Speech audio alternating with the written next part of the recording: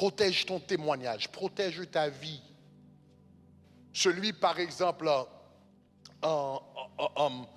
disons par exemple, un homme qui n'a pas de discipline, par exemple, un homme qui a une entreprise, you have a business, donc quelqu'un qui a une entreprise, par exemple, mais qui a un problème de discipline, qui n'arrive jamais à se présenter à l'heure. Quand il a des rendez-vous avec des clients, il a rendez-vous avec son patron, il n'arrive jamais à arriver à l'heure, mais finalement, il va perdre l'entreprise. C'est pas ça? Finalement, il va la perdre. Pourquoi? Parce qu'il n'est pas discipliné. Donc, son entreprise n'est pas protégée parce qu'il n'est pas discipliné. Un homme, par exemple, qui ne peut pas discipliner ses désirs sexuels, finalement va perdre son mariage, va perdre sa famille. Donc celui qui n'est pas discipliné, la Bible dit, n'est pas protégé dans la vie. Donc vous pouvez avoir du succès dans la vie, vous pouvez être très talentueux, vous pouvez être très talentueux, très intelligent, vous pouvez avoir beaucoup d'éloquence. Et votre talent, votre intelligence, etc., votre aptitude, vous pouvez être très aimable, très jovial, vous avez beaucoup d'amis. Et tout cela contribue à votre succès. Vous pouvez arriver au top, vous arrivez au sommet, mais si vous arrivez au sommet sans la discipline, vous arrivez au top sans la discipline, vous arrivez au zénith sans la discipline, tout votre succès n'est pas protégé. Tout ce que vous avez travaillé pendant longtemps pour acquérir ces choses. Et ce dont vous avez travaillé pendant longtemps, pendant 20 ans, pendant 30 ans, pendant 40 ans pour pouvoir acquérir, vous pouvez perdre toutes ces choses dans une nuit à cause du manque de discipline. Est-ce que ça va, chers amis? Donc la Bible dit, la discipline nous protège dans la vie. Celui qui est discipliné est protégé. La discipline protège ta santé. La discipline protège ta santé. Donc quand on te dit par exemple, donc il faut manger ceci, donc vous devez réduire un peu.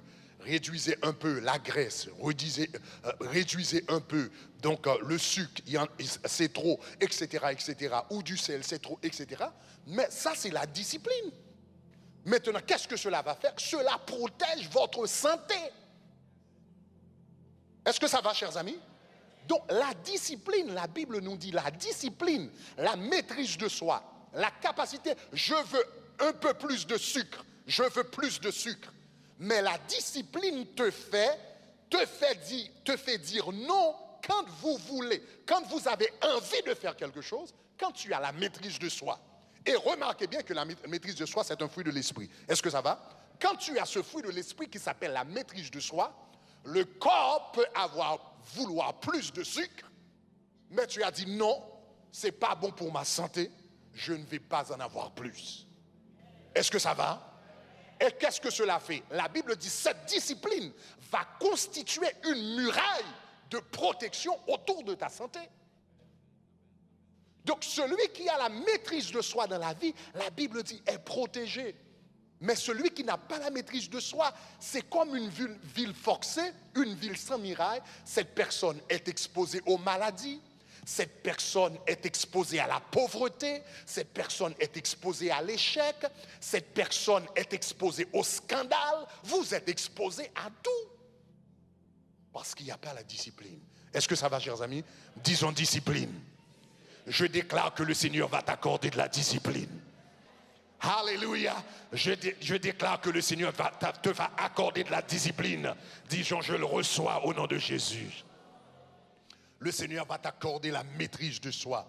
Donc c'est une protection.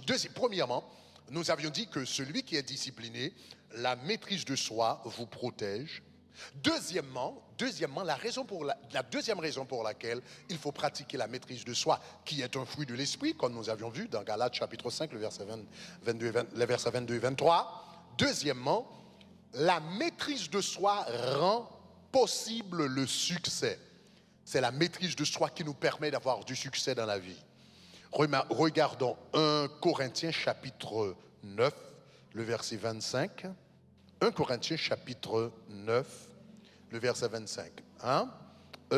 Lisons tout d'abord la version Louis II et deuxièmement la version Darby. Premièrement la version Louis II et deuxièmement la version Darby. All right? Lisons ensemble.